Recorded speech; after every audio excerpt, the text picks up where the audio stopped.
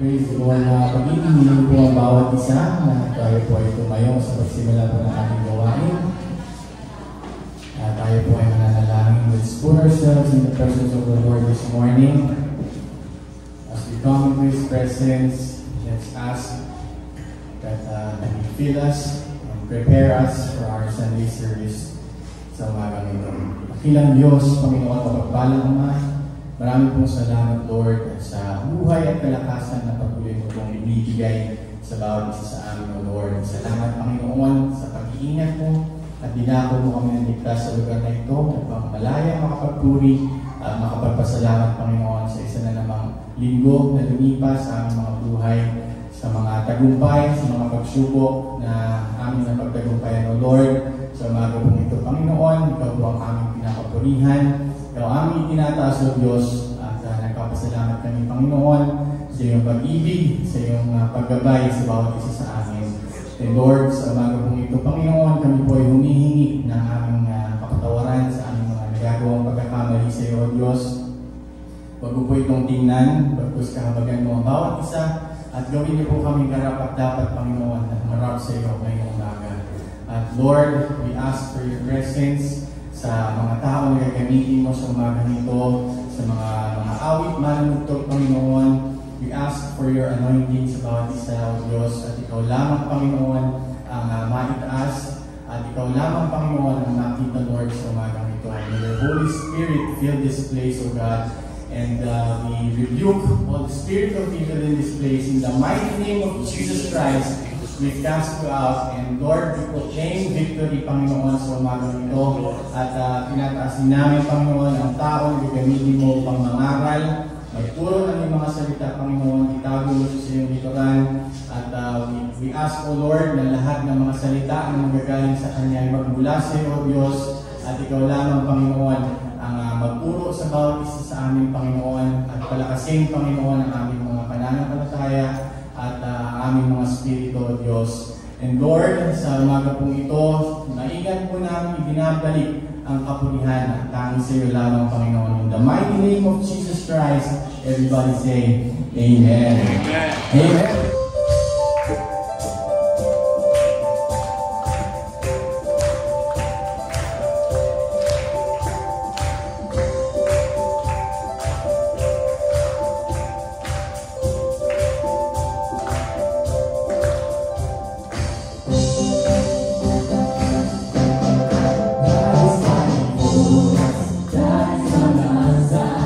He has overcome.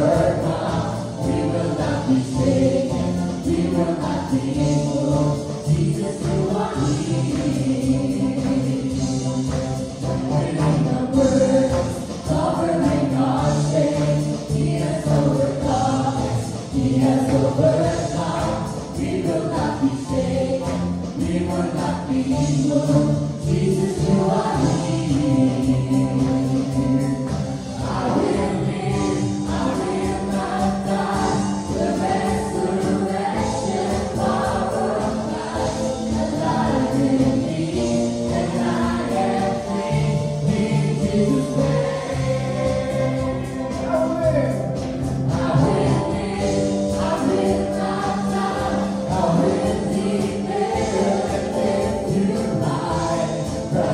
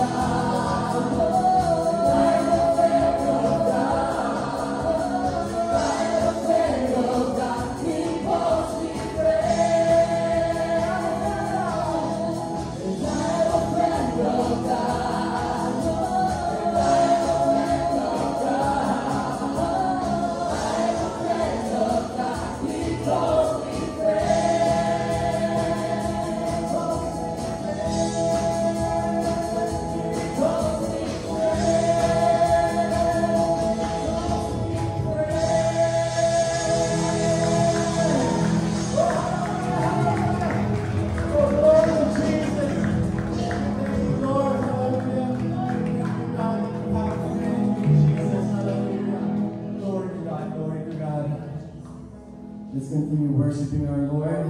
It's good to think that we always have a friend that we can rely on. Amen? Hallelujah sa ating mga buhay. Kahit kailan hindi tayo iniwan ng ating Panginoon. Glory to God. Glory to God. Thank you, Jesus.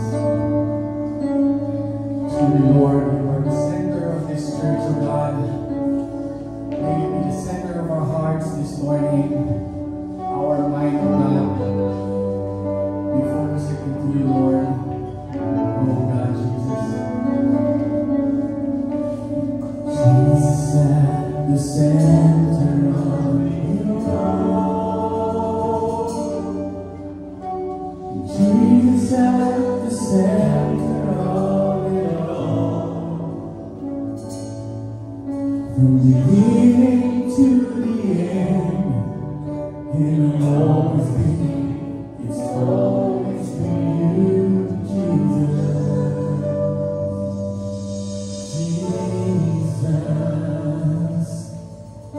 Jesus at the center of it all. Jesus at the center of it all.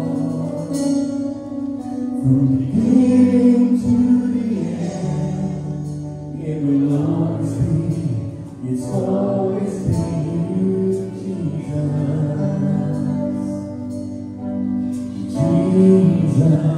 Nothing else matters, and nothing in this world will do.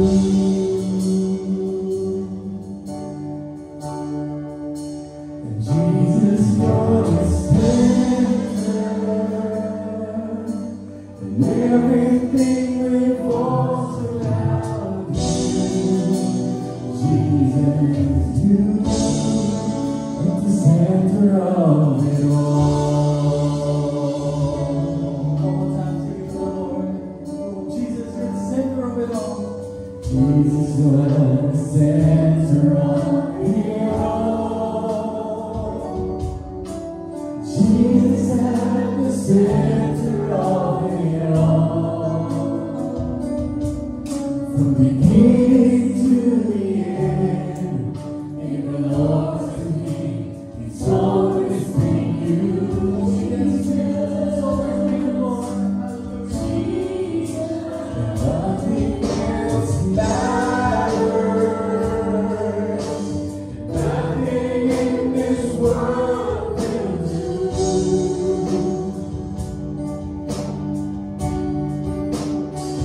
Jesus, you're the center, and everything revolves around you. Jesus, you at the center of it all. Nothing else matters, Lord, and nothing else matters. Nothing in this world will do.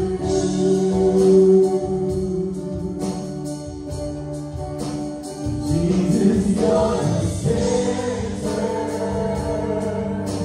and everything revolves around you. Jesus, you at the center of it all.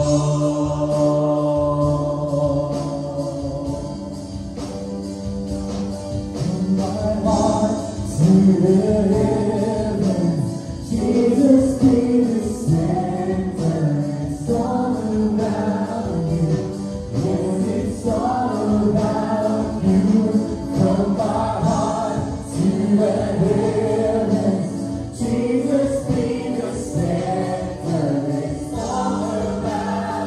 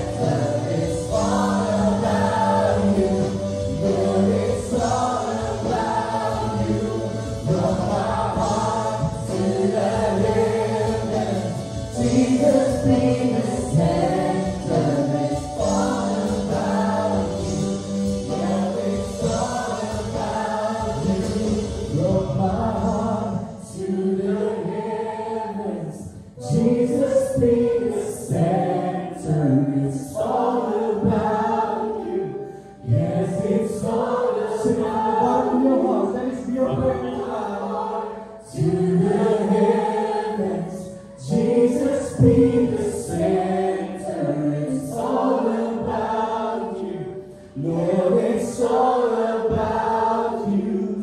From my heart to the heavens, Jesus be the center. It's all about you. Yes, it's all about you.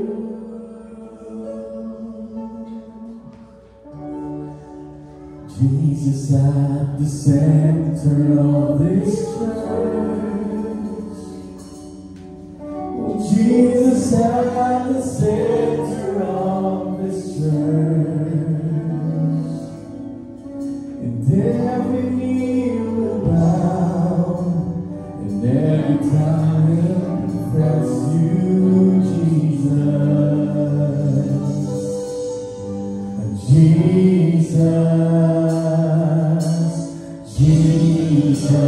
oh Jesus, Jesus, Jesus, Jesus, oh Jesus, Jesus,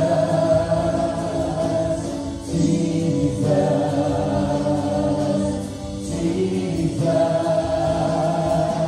Jesus, Jesus, nothing else matters, nothing in this world will do.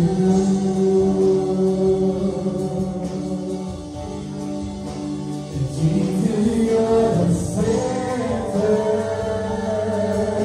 and everything revolves around you. Jesus, you at the center of it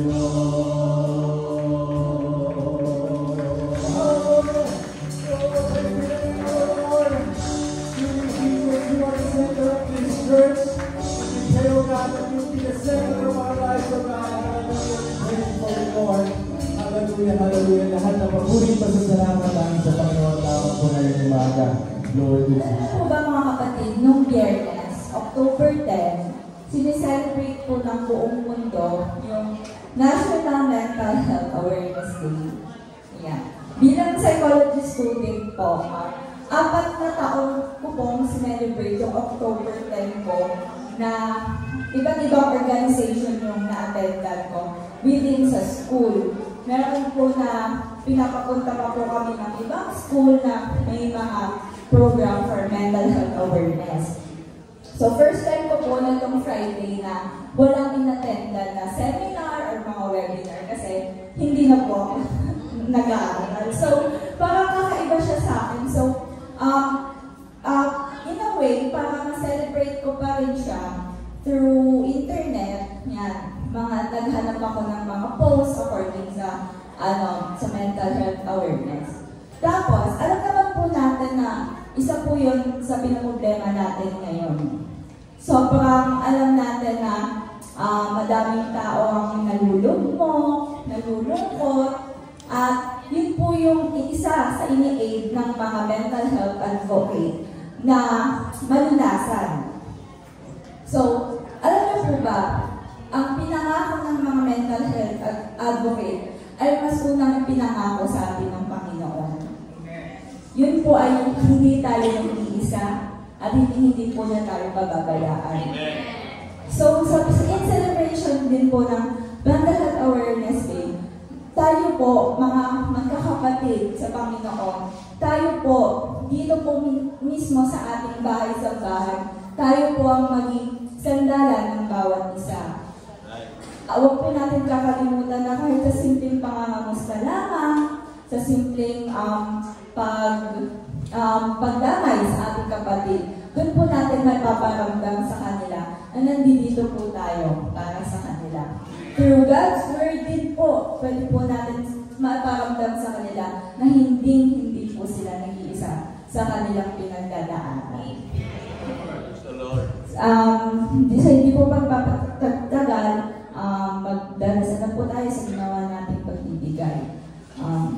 Heavenly Father, maraming salamat po sa isang panibagong araw na ibinigay niyo sa aming lahat pang kami makapagsamba. Maraming salamat po sa maraming blessings na ibinigay niyo sa amin. Maraming salamat po sa mga nagbigay ng kamay na patuloy po ninyong pinagpapala.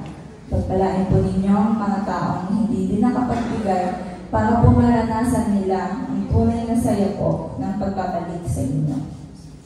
Pinapanalangin po namin ang aming mga kapatid na may pinagdadaanan mentally, physically. Alam po namin na mahalaga ang physical health sa aming lahat. At gusto ko din po na paalala sa lahat kung gaano kahalaga ang physical health, ay ganoon din po ang kahalagahan ng mental health ng bawat isa. Kayo po ang bahala na magpagaling sa amin, ang lumutas po sa aming mga suliranin.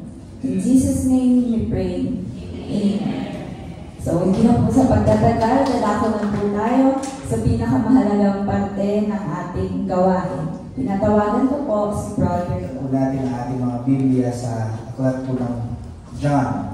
The book of John, chapter 15. Babasahin po natin ang verse 12 hanggang verse 15. Ganito po ang sabi ng banal na kasulatan. This is my commandment, that you love one another as I have loved you. Greater love has no one than this, that someone lay down his life for his friends. You are my friends if you do what I command you. No longer do I call you servants, for the servant does not know what his master is doing. But I have called you friends, for all that I have heard from my Father, I have made known to you. Tayo lahat ng manalangin. Dakilang Diyos, mapagpalang ang mga pinupuri ka namin, pinasasalamatan sa umagang ito na kami ay makikinig ng iyong mga salita. Lord, hinihiling namin na mag-usap ka sa pamamagitan ng iyong lingkod na itinayo sa aming harapan. Langisan mo siya, Panginoon, at gamitin mo siya upang ipahayag ang iyong kalooban sa umagang ito sa bawat isa sa amin. Buksan mo po ang aming mga puso, aming mga isipan, upang malinaw naming maintindihan at maunawaan ang iyong mga salita at magamit namin, Panginoon, sa aming spiritual na pamumuhay habang kami ay patuloy na naglilingkod sa iyo at naghihintay sa iyong ikalawang pagbabalik. Ito po, Panginoon, ang aming sinasamo at inihiling sa makapangyarihang pangalan mo, Jesucristo. Everybody say, Amen.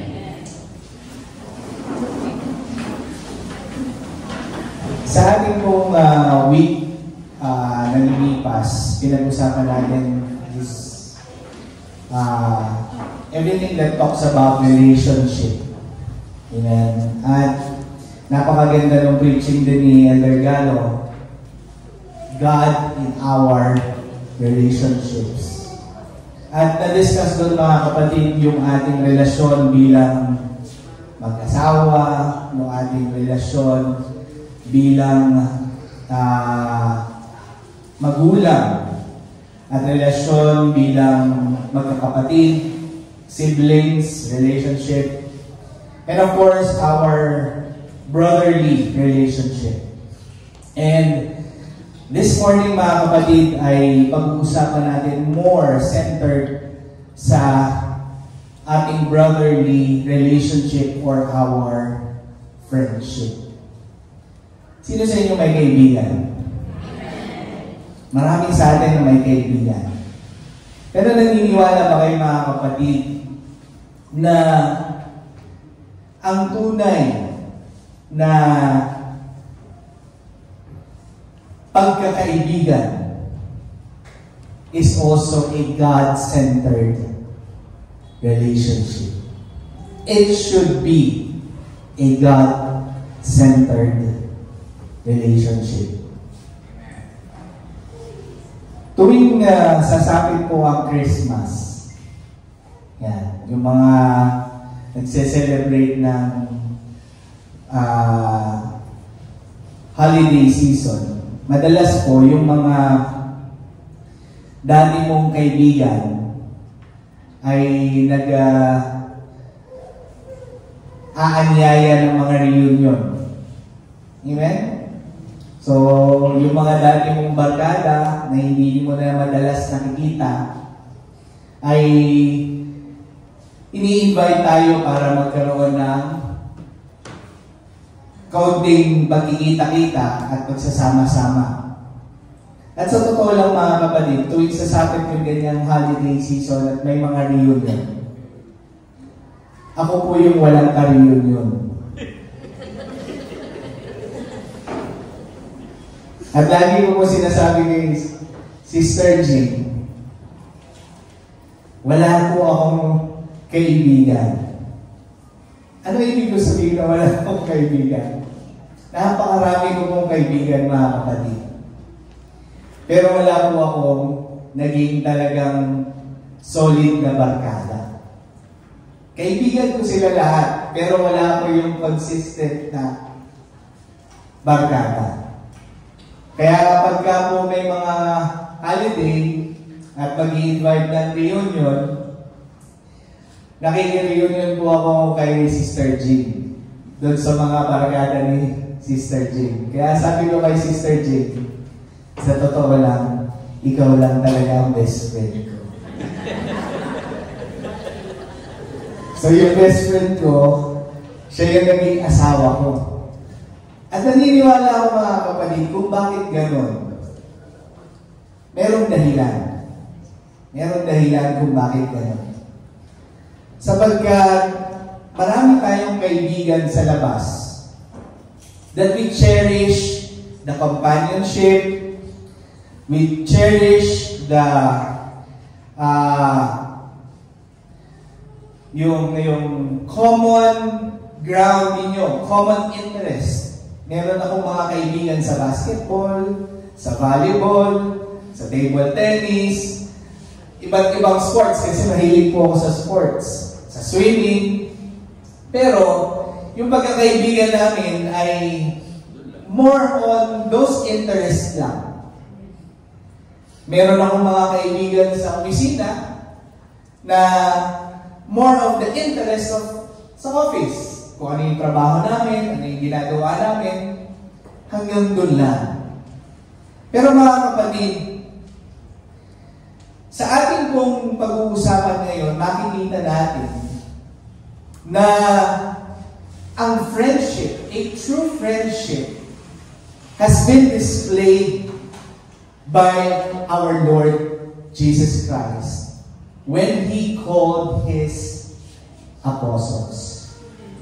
Naniniwala ko mga kapatid na yung relationship na nabuo ng ating Panginoong Hesukristo dun sa kanyang mga apostles ay hindi lang bilang mga alagad niya, kundi bilang mga tunay na kaibigan. Tunay na true friendship yung nabuo dito sa 12 apostles sa kanilang relasyon sa ating Panginoong Hesukristo, at the same time, yung kanilang relasyon bilang alagad ni Kristo. At makikita natin sa ating binasa na mismo ang ating Panginoong Hesukristo ang nagbigay ng tagubilin doon sa kanyang mga apostles kung ano ang kanilang gagawin kapag siya ay nawala. Sapagkat itong tagubilin na ito, mga kapatid, ay ipinagtagubilin ng ating Panginoong Hesukristo bago siya ipako at pahirapan doon sa krus ng Kalbaryo at bago siya mamatay.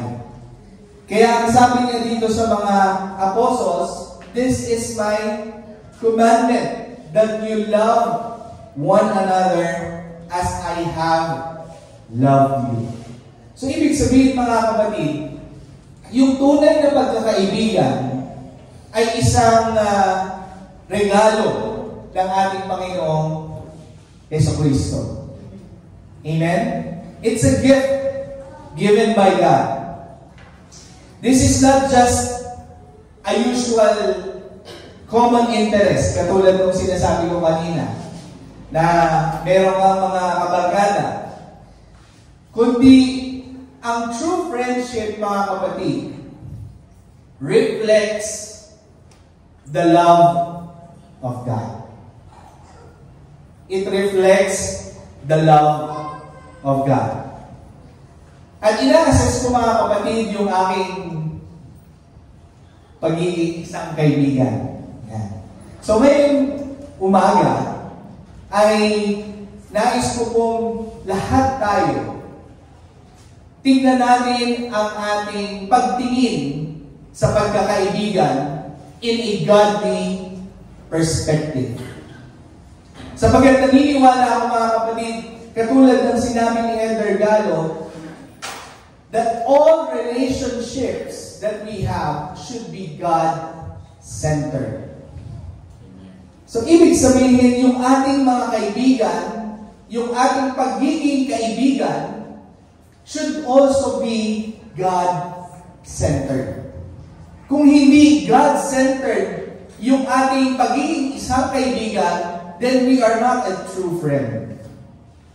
Kung hindi God-centered yung ating friendship, it's not true friendship.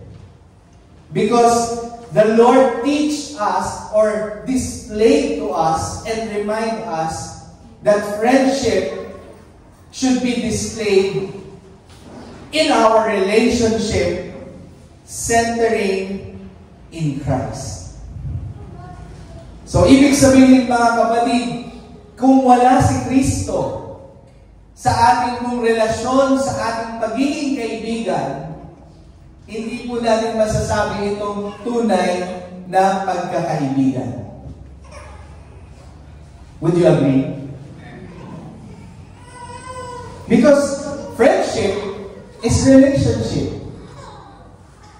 And God told us and remind us that our relationship should be God-centered. Kaya nga yung commandment ng ating Panginoon,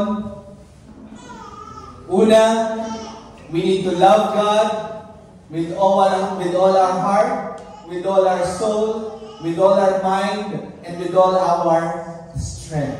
Amen. So yung mga diniscuss ni Elder Gallo, mga kapatid, napaka-common pero hindi po madaling gawin. At yun po yung mga natutunan natin na ninanais natin na magawa bilang isang Kristiyano. At ganoon din mga kapatid, sa atin bilang isang Kristiyanong kaibigan, our relationship as a friend should be beyond companionship, but a friendship that is divine and with a purpose like Christ Jesus. Kung titignan ninyo yung pagkakatawag niya sa mga alagad, meron pong purpose ang Panginoon kung bakit siya nakipagrelasyon dun sa mga alagad. Merong divine purpose ang Panginoon para sa kanila. At iyon ay ang misyon ng ating Panginoong Hesukristo na ihayag ang kanyang pangalan, ang mabuting balita, the gospel of Jesus Christ. And that's the purpose of His friendship with His disciples. Sa ating mga kapatid, sa ating pakikipagkaibigan, naniniwala ako mga kapatid that there should also be a purpose. Sa labas, maraming nakikipagkaibigan for different purposes. Can you say amen? Sabi nga nila, friends with benefits. Maraming mga kaibigan na nakikipagkaibigan sa iyo because they want something from you. Meron silang purpose kung bakit ka nila kinakaibigan. Lalo na nga yung mga politiko. Pero huwag na natin i-dig down doon mga kapatid. Let's just generalize that it is common to man that when you try to get involved with someone and be friends with someone, sometimes you have a purpose. Can you say amen? At naniniwala ka dun sa mga college students, nung kayo ay pumasok sa kolehiyo, hindi nyo makilala kung sino yung mga klase ninyo. At kung magsimula kayong tanungin, anong pangalan mo, anong course mo, meron kang purpose kung bakit mo siya tinanong. Kasi gusto mong meron kang makasama doon sa school. Ayaw mo na nag-iisa. Pero mga kapatid, yung ating purpose, our earthly purpose sa ating mga relationship should no longer be the only purpose why we have friendship. Amen? Hindi na po natatapos yung ating pagkakaibigan doon lang sa gusto mong meron kang makasama or meron kang dahilan doon sa iyong earthly interest or earthly benefit. Yung ating pagkakaibigan, mga kapatid, should be centered to God's love and the purpose of sharing the gospel to our relationship with our friends. Amen. Palakpakan natin ang ating Panginoon. Ibig sabihin, hindi ka na makikipagkaibigan lang para lang meron kang makita doon sa taong iyon. Na kapag ikaw ay halimbawa na kailangan ng tulong, taga-LTO siya, mas malalapitan ka, meron kang connections. At sabi nga, meron kang network. Sabi nga ni Sarah Geronimo nung dun sa movie niya, so what do you have? Connections. Connections that you don't have. Diba? Kaya maraming connection, maraming kaibigan. Because meron kang earthly purpose. But right now, mga kapatid, I want every one of us to understand that when we got into a friendship, God has a purpose for you while you are in that friendship. And that is a divine purpose that God wants you to know. Gusto ng Panginoon na malaman natin na kung bakit tayo idinala sa taong ito at naging kaibigan natin ang taong ito dahil mayroong divine purpose ang Lord sa Kanya sa pamamagitan natin. Tayo. Sapagkat tayo na tinawag ng Diyos ay hindi na lang tinatawag ng mga alagad ng Diyos. Katulad ng mga alagad, sabi niya, hindi na kayo mga servants. You are all my friends. Kaibigan tayo ng Panginoon. Bakit kaibigan ang tinuring ng Diyos o iginamit ng Diyos dito sa mga alagad? Sapagkat kapag kaibigan, nandoon ang malalim na connection. Kapag servant and master, mga kapatid, yung servant sa susunod lang dahil gusto niya kung ano yung sinasabi ng master, masunod niya. Pero binanggit dito sa ating binasa ng ating Panginoong Jesucristo, hindi niya treated yung mga alagad bilang isang servant lang, kundi isang kaibigan na alam kung ano yung kanyang motibo, ano yung kanyang purpose, ano yung kanyang tatakbuhin, kung ano yung kanyang gagawin, na siyang gagawin din ng mga alagad niya o kaibigan niya. Nauunawaan nila kung ano yung goal ng ating Panginoong Jesucristo at meron silang same goal that God wants them to be. Amen?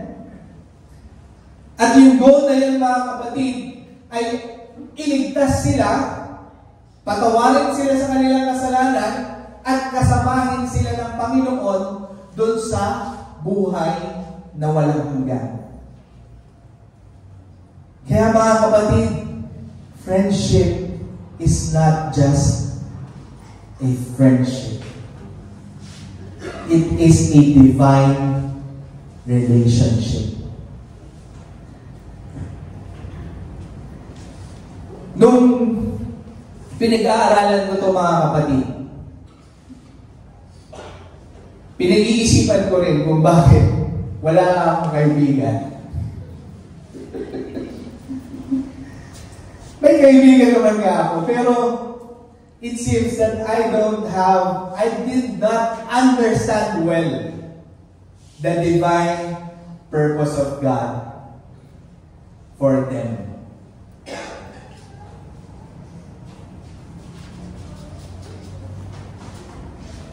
At hindi nga, kumbaga, nilalagyan ko kasi ng boundary rin yung aking relasyon sa kanila sapagkat tayo ay Kristiyano. So may mga bagay na ginagawa sila na hindi natin gagawin, kaya may boundaries. Now, Brother Dom, masama ba na mayroong boundaries? Hopefully, mga kapatid, this morning, we will be able to understand how to have a true relationship or friendship sa ating mga kaibigan na bilang isang Kristiyano. Basahin natin sa Romans 12. Buksan mo natin ang ating mga Biblia in the book of Romans.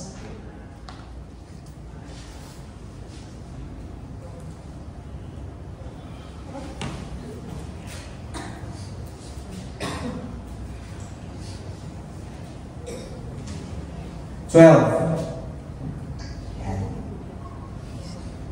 9 to 21. Medyo mahaba po ito mga kapatid. Pero iisa-isahin natin ito mga kapatid. Sabi sa verse 9, this is a mark of a true Christian.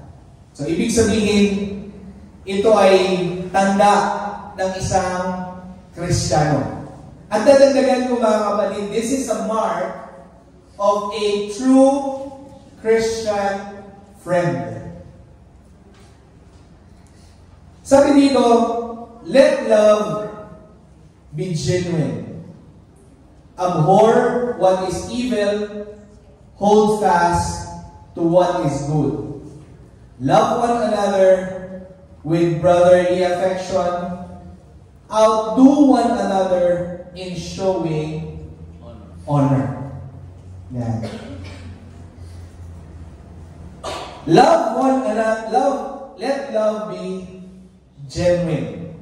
Abhor what is evil. Hold fast to what is good. Ano ibig sabihin? Yung ating pag-ibig sa ating mga kaibigan should be genuine love. Ibig sabihin, walang halong kaplastikan. At naniniwala ako mga kapatid, at kayo rin ang magpapatunay, na marami sa mga kaibigan din ninyo ay plastic.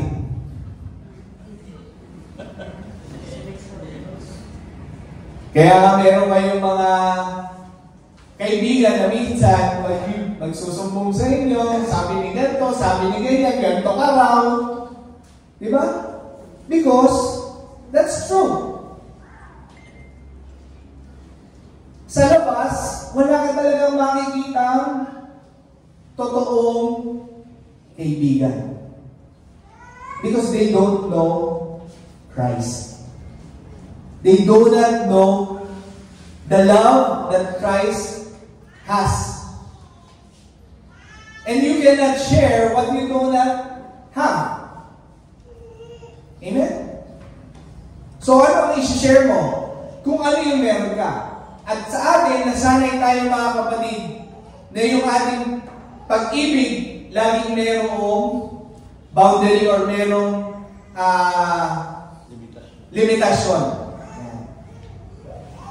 Pero mga kapatid, ang ating Panginoon ang nagpakita ng pag-ibig na genuine at walang limitasyon. Sabi dun sa ating binasa, there is no greater love than this.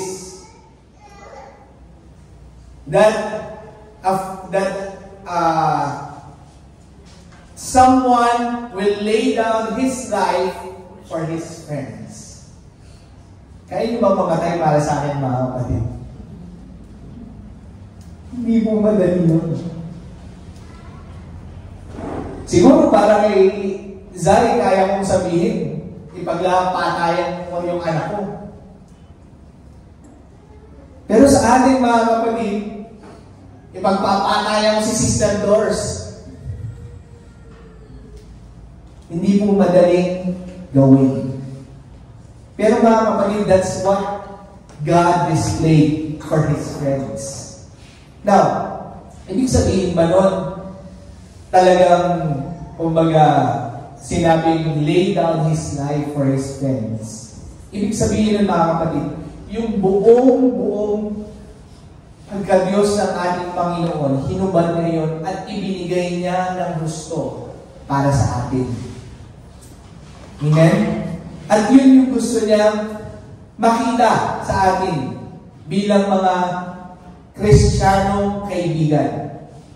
That our love will be genuine. Abhor what is evil, hold fast what is good. Pag sinabing abhor what is evil, talagang aayawan mo kung ano yung masama. Kaya, tama naman mga kapatid na meron talagang kumbaga boundary yung inyong pagkakaibigan pagdating sa mabuti at masama. Kasi ang sabi dito, you need to abhor what is evil and hold fast what is good. So kung ano yung mabuti na ginagawa ng tao yun, yun ang panghawakan mo. Amen? Now, ano bang sabi? Love one another with brotherly affection. Outdo one another in showing honor. Minsan sa atin, mga sabarkada natin, gusto natin tayo yung laging may honor. Bakit? Gusto natin tayo yung bida. Tayo yung magaling. Pero mga kapatid, hindi ganon. Outdo one another in showing honor. Ibig sabihin, kung paano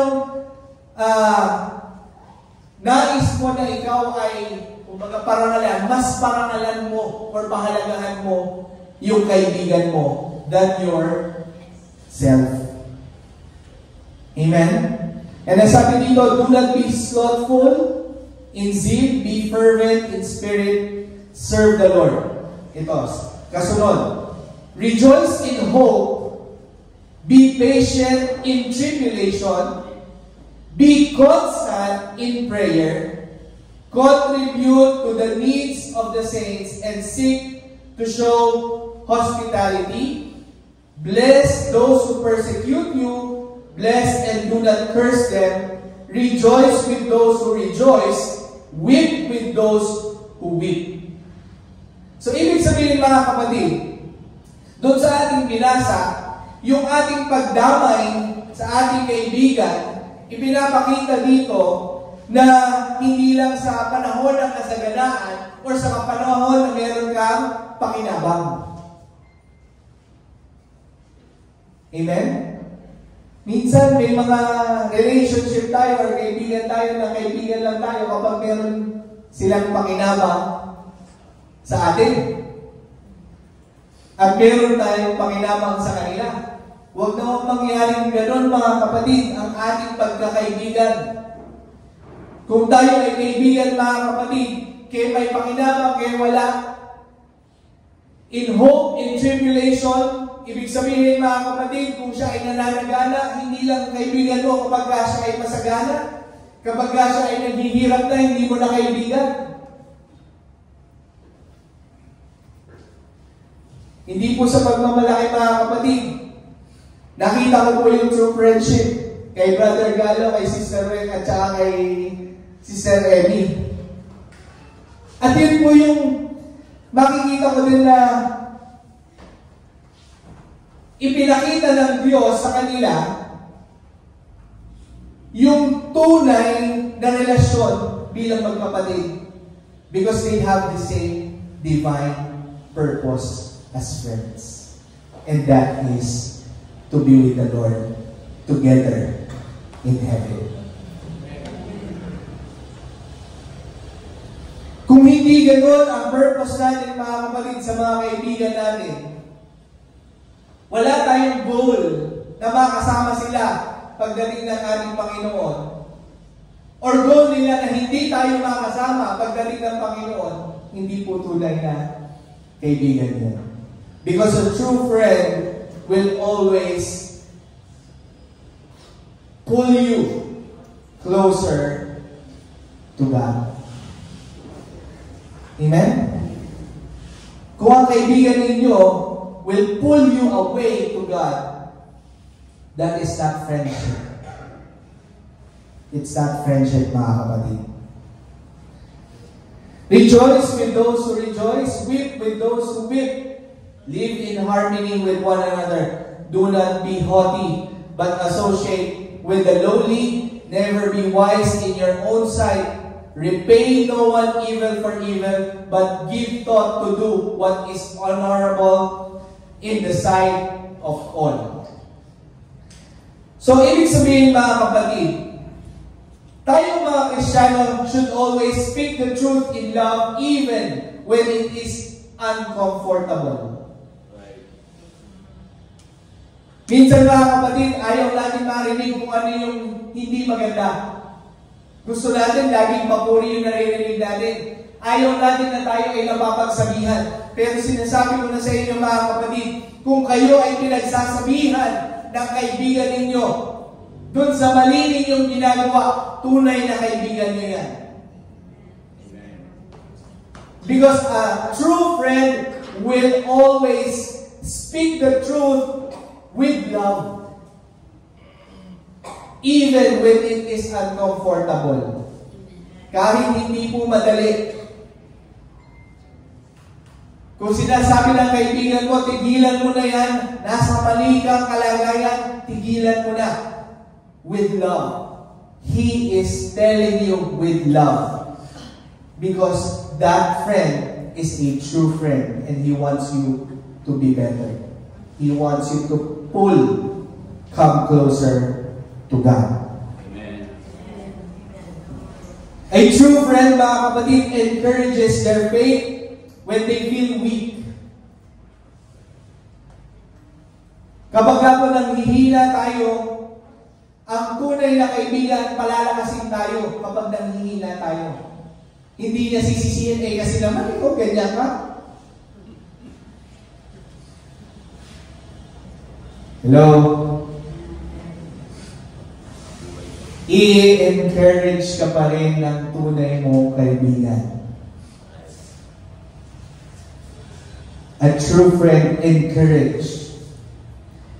A true friend, mga kapatid, pray for you whenever that life gets heavy. Sino sa inyo nananalangin sa kaibigan ninyo? Pinapanalangin ninyo yung kaibigan ninyo kapag siya ay nasa matinding pagsubok.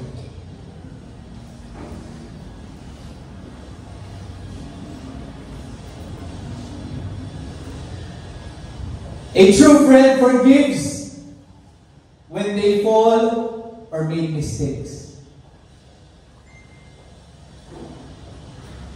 Minsan, pagka nagkamali isang beses, isa pa, bibig mo na sa akin yan. Magkalimutan na.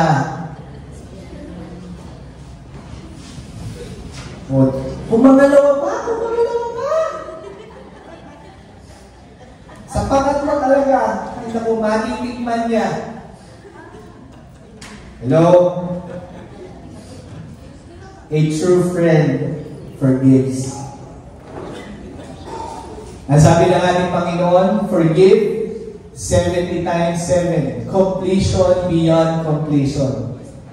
Ibig sabihin, continuously, wala pong kapatid na pag-unawa at pagpapatawad. Hello?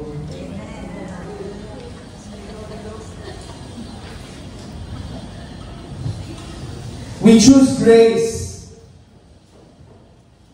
than gossip. Ano ibig sabihin?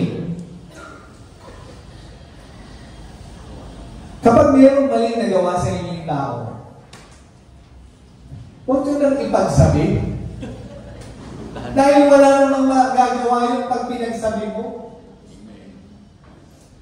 All you have to do, or you need to do, is to extend grace and talk to the person with love. Kung meron kang conflict dun sa taong yun.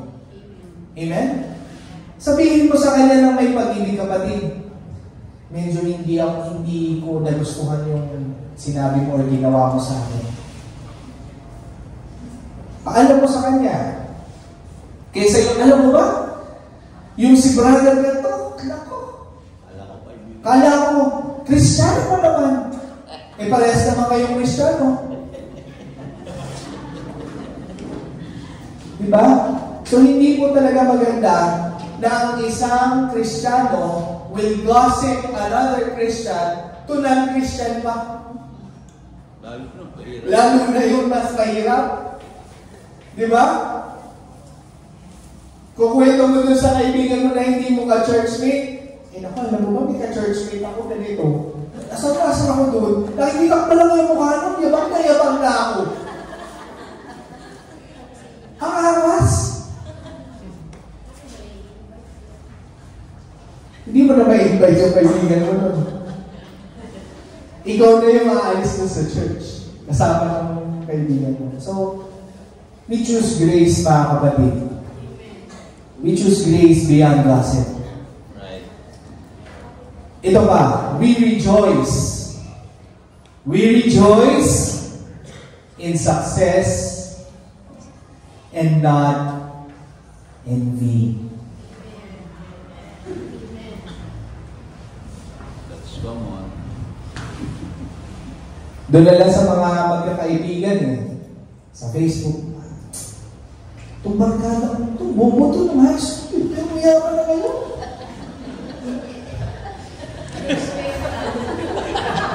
Hello? Namumupir lang ito sa akin. Oo, kita mo ito. Grabe, nakapangasawa kasi ng foreigner.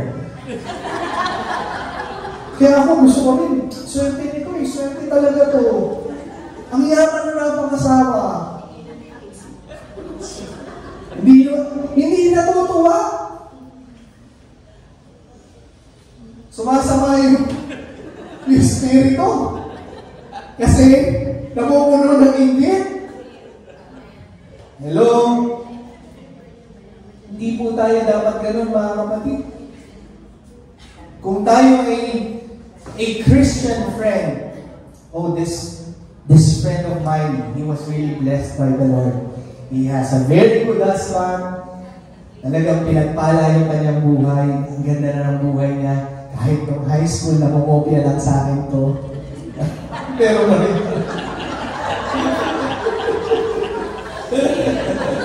Bitter pa rin. Huwag mo lang dagdagan ng gano'n. Kahit nung high school, namumopia mo na. Amen?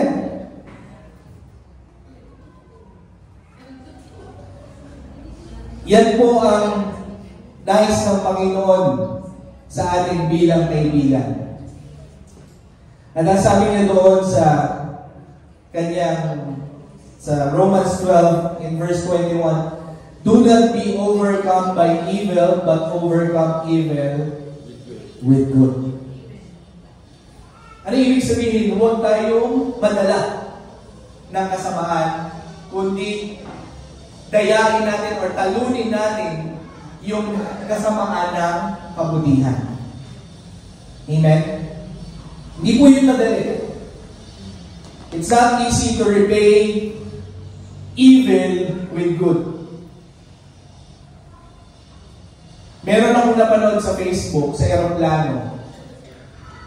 I don't know if it's just a content. Merong isang foreigner na nagpipreach siya sa loob ng eroplano. At yung isang lalaki na nandun sa loob ng eroplano, kumbaga nabwisit sa kanya doon sa kanyang pag-preach. At pinapatigil siya nung lalaki. Subalit, sinasabi niya na I'm just sharing the good news and I'm not shouting. If you don't want to listen, it's okay. At nabisit sa kanya, sinampal siya. At pagkasampal sa kanya, sabi niya lang, God bless you. The Lord loves you and the Lord forgives you. Paulit-ulit yun na sinasabi niya, I forgive you, the Lord loves you, and the Lord forgive you. Hanggang sa nag-breakdown yung sumampal sa kanya, yung makap sa kanya, nag-apologize sa kanya. Hindi po yun madali, mga kapatid. Hindi ko rin kaya o hindi ko rin alam kung kaya ko rin gawin yun kapag sinampal niyo ako. Pero sa totoo lang, mga kapatid, yun yung gusto ng Panginoon na gawin natin, mga kapatid.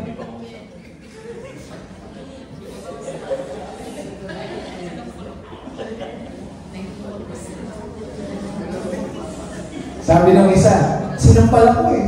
Tinalikuran ko lang. Pagtalikod ko, finlying ko.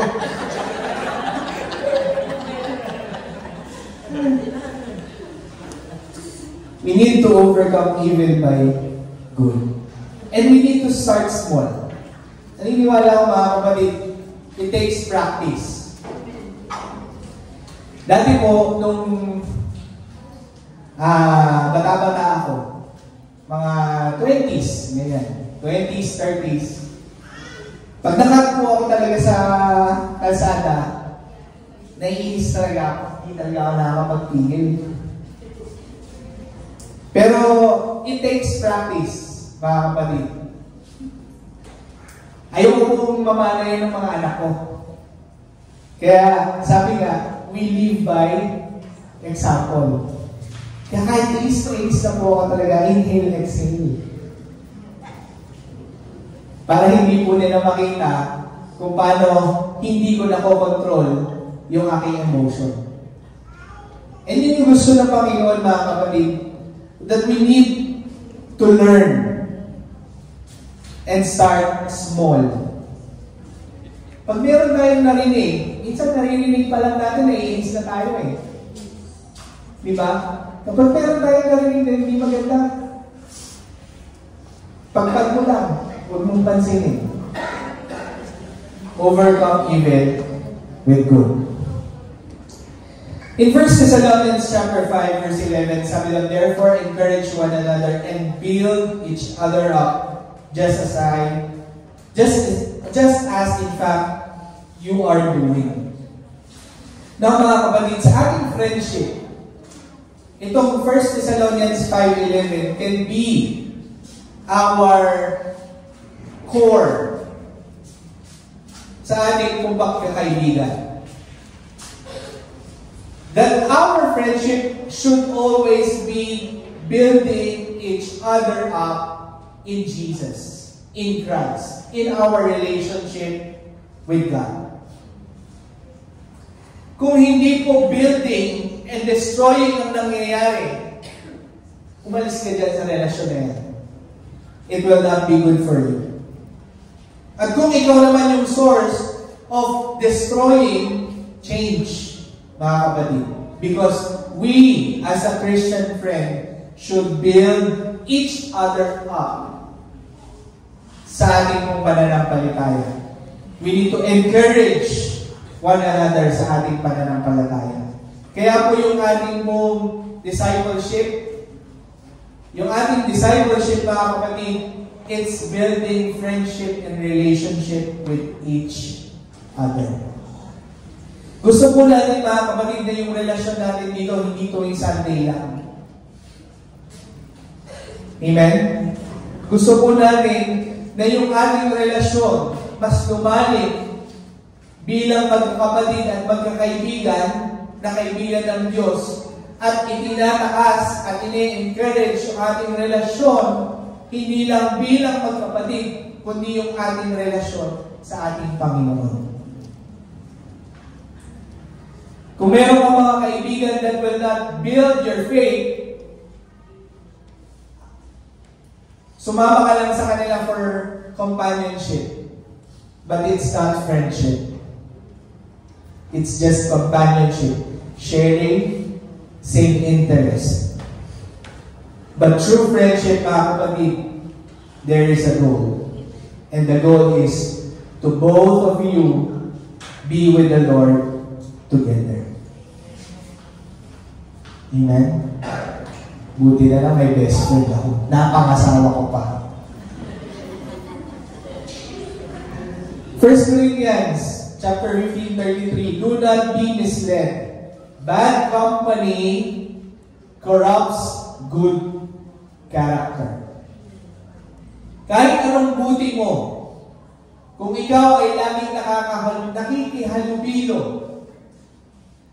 sa hindi mabuti, ikaw din ay mahahaluan or mahahawa ng kanilang ginagawa. Meron po akong isang kaibigan na Christian din po siya. Yung kanyang anak ay 10 years old. At yung kanyang anak may best friend.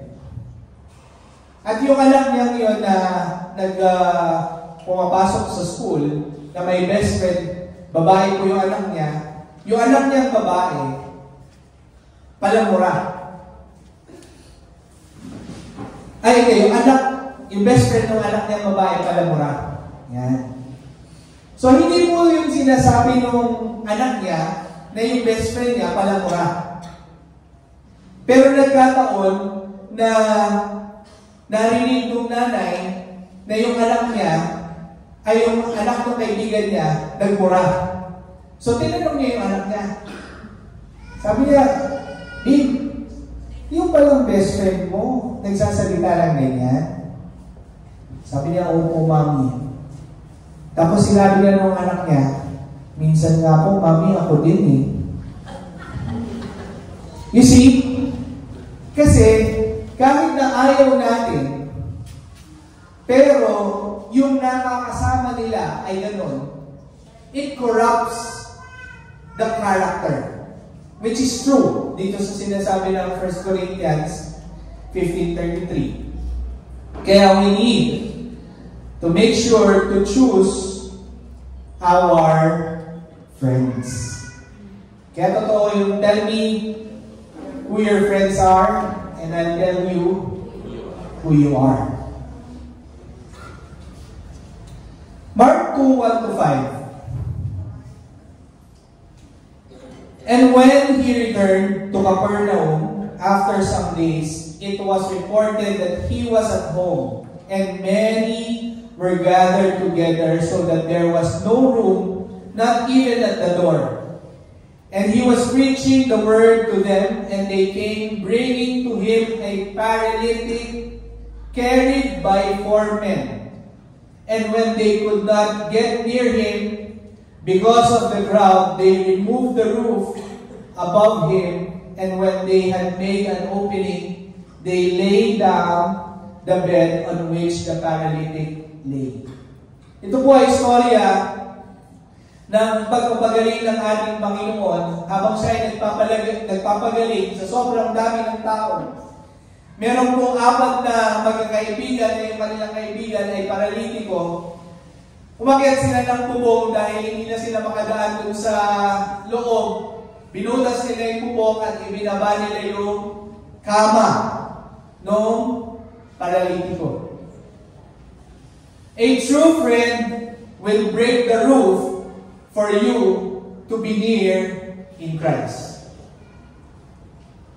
They will do what it takes for you to get healed from your disease. They will do what it takes for you to be touched by God. and be healed from your disease. At sana mga kapatid, tayo bilang mga Kristiyano, ito po ang ating ugali bilang mga kapatid at kaibigan ng bawat isa. Let's do whatever it takes para ibalik, paalalahanan at ilapit yung ating mga kaibigan, yung ating mga kapatid na hindi na natin kasama, sirain ang bubong at ilapit sa Panginoon para lang sila ay gumaling sa kanilang mga kasalanan, sa kanilang karamdaman, sa kanilang maling ginagawa. Let's do whatever it takes to bring them near to God. Because that's the character of a true friend. That is a friendship that is Christ-centered. Huwag tayong masiyahan, mga kapatid, na bahala na nga siya. Bahala na siya sa buhay niya. Buhay naman niya yan. Hindi po gano'n ang... Although ang Panginoon hindi mamimili, pero sabi ng Panginoon, love one another as I have loved you. So hindi po talaga ginawa ng Panginoon yung bahala ka na nga sa buhay mo. Amen? Now,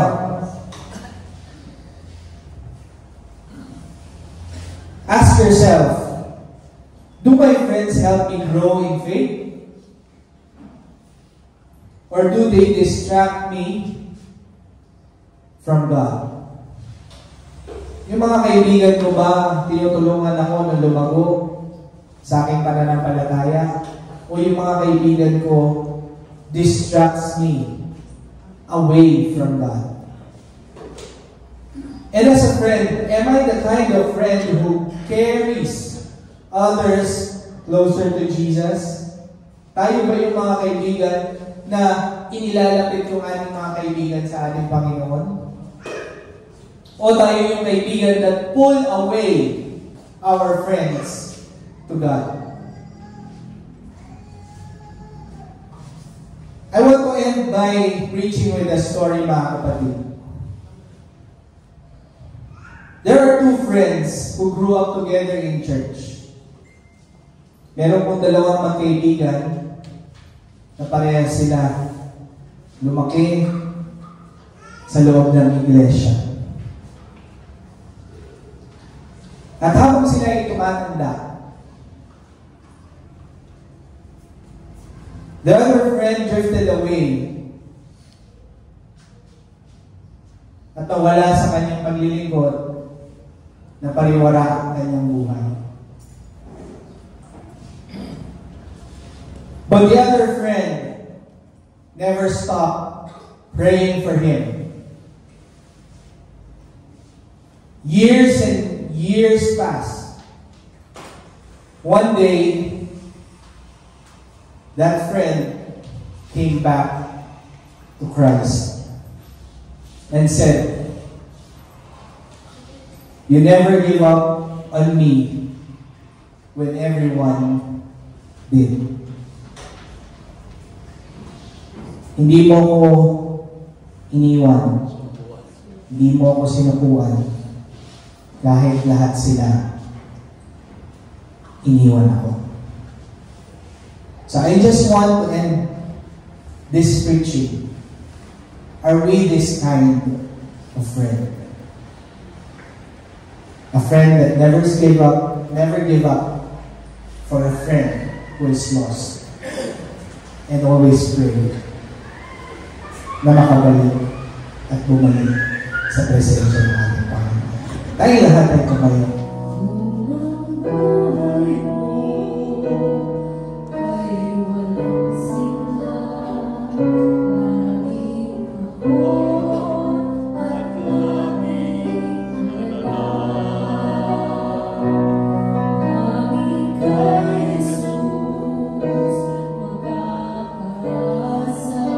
Oh yes, Lord.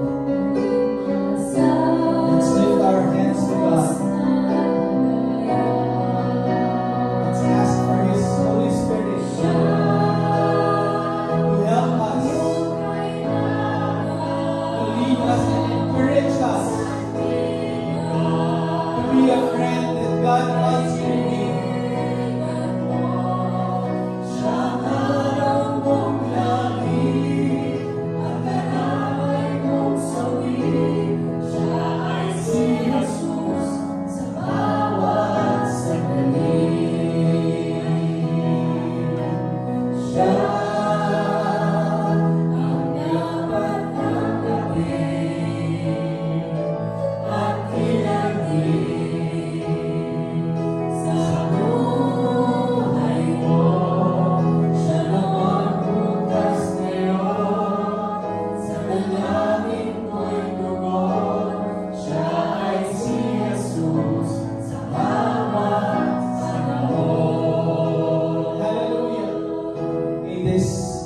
Preaching be a reminder not only for the young ones, sa ating mga young adults, you need to be wise in choosing your friends and building friendship. At doon naman sa mga adults, let our friendship be a good example to our young ones. Kung ano yung klase ng mga kaibigan na meron tayo, yun din yung gagayahin ng ating mga kabataan. Kaya, let's have a God-centered friendship in our lives. Ay lahat ay manalangin. Dakilang Diyos, salamat po sa iyong mga salita. Maraming salamat, Panginoon, at tinuturo mo sa amin kung paano kami magiging isang Kristiyanong kaibigan. Na sa lahat ng aming pong relasyon, lalo na po sa friendship, may our relationship sa aming mga kaibigan will be a God-centered relationship. Hayaan mo, Panginoon, na serve namin ang iyong purpose sa aming pong mga friendships. Huwag mo pong hayaan na kami ay patuloy na lumakad ng hindi na ayon sa iyong kalooban, kundi maghanap namin ng buong husay ang iyong pinagtatapubilin sa amin. Tulungan mo kami, Panginoon, na maging matibay, maging matatag, matapang, subalit puno ng pag-ibig na naninindigan sa iyong mga salita. Dalangin namin, Panginoon, na ikaw ang siyang maging sentro palagi ng aming pong mga relasyon at ganoon din sa aming mga kaibigan. Sa aming pong paghihiwa-hiwalay ngayong umaga, Lord, we ask for your guidance. Ingatan mo po ang bawat isa sa aming Panginoon at ilayo mo kami sa anumang kapahamakan mo, God. Lord, sama-sama rin po kami dumadalangin na ingatan mo po, Panginoon, ang aming bansa. Lord, hihiling namin, Panginoon, na iiwas mo po ang bawat isa sa amin sa kapahamakan. At kung inyong loloobin, huwag mo na pong hayaan, Panginoon, na mangyari pa ang iba pang mga lindol, Panginoon. Nawa po, Panginoon, ay magising kami, ang aming mga kapatid, sa tamang pananampalataya. Lord, alam namin na ikaw ay malapit ng bumalik, kaya tinihiling namin, Panginoon, na huwag mo po kami iiwan, huwag mo po kami pababayaan. Hawakan mo po ang aming mga pananampalataya. Patibayin mo kami palagi, Panginoon, sa pag-asa at sa pananampalataya sa iyo, God. In the mighty name of Jesus Christ we pray. Everybody say Amen. Ay lahat ng tanggapin natin, taas po natin kamay, tanggapin natin ang basbas ng ating Panginoon. Katapos tapusan, paalam na ang pakikibisan ng banal na Espiritu ay mamalagi sa bawat isa sa inyo. Gamitin ng bawat isa sa inyo para sa kalwalhatian ng ating Panginoon. You're dismissed in Jesus' name. God bless po mga kapatid. Ay kung lahat ay magkamayan, tapos ang ating gawain.